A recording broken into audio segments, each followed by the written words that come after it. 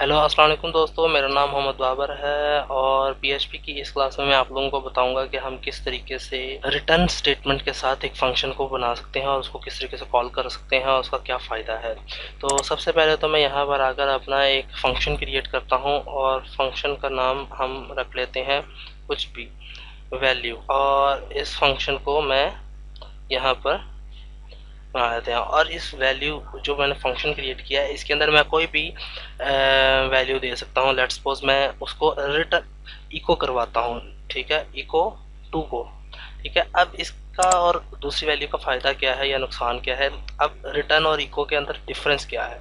मैं यहाँ पर एक वेरिएबल क्रिएट करता हूँ वी से वैल्यू, और इसके अंदर ही मैं इसको वैल्यू को प्रिंट करवा देता हूँ।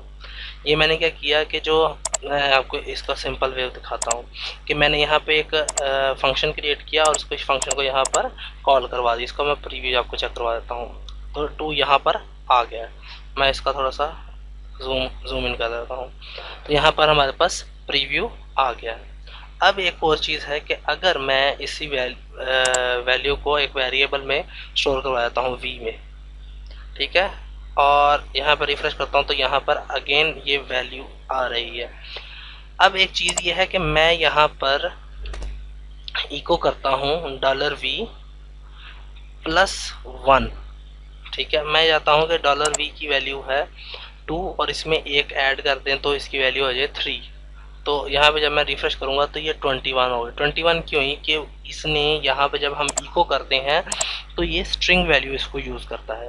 तो जब हम इसको करेंगे 2+1 तो इसको 2 नहीं एज ए लेगा, वो एक स्ट्रिंग लेगा, तो ये कंकैटिनेशन के साथ 2 और 1 को जोड़ के रख देगा।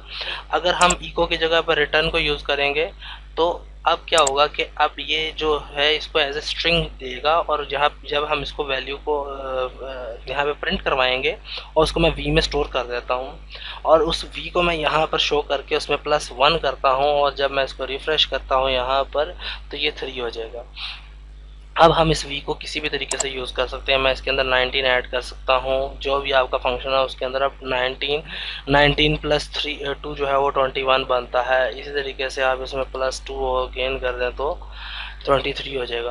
तो इस तरीके से हमारा इको और रिटर्न के अंदर डिफरेंस है। तो हमें रिटर्न ज़्यादातर हम जो है वो अपने फंक्शन के अंदर इको नहीं यूज़ करते बल्कि रिटर्न यूज़ करते हैं, ताकि हम उसके साथ जब उसको प्रिंट करवाएं, अपने फंक्शन को कॉल करवाएं, तो उसके अंदर अगर हमने कुछ कस्टम एडिशन चाहते हैं तो हम उसको कर सकें। इको के साथ हम वो एडिशन जो है पॉसिबल नहीं है, तो हमें रिटर्न यूज़ करना पड़ता है। तो मुझे उम्मीद है कि आप लोगों को रिटर्न की समझ आई है। तो इंशाल्लाह नेक्स्ट क्लास में मैं आप लोगों को जो है आर्ग्यूमेंट के साथ फंक्शन बनाना बताऊंगा कि वो हम किस तरीके से बना सकते हैं, और फिर आपको उसकी मज़ीद डेफिनेशन और डिटेल में आपको समझाऊंगा। तब तक के लिए मुझे इजाज़त दें। अल्लाह हाफिज़।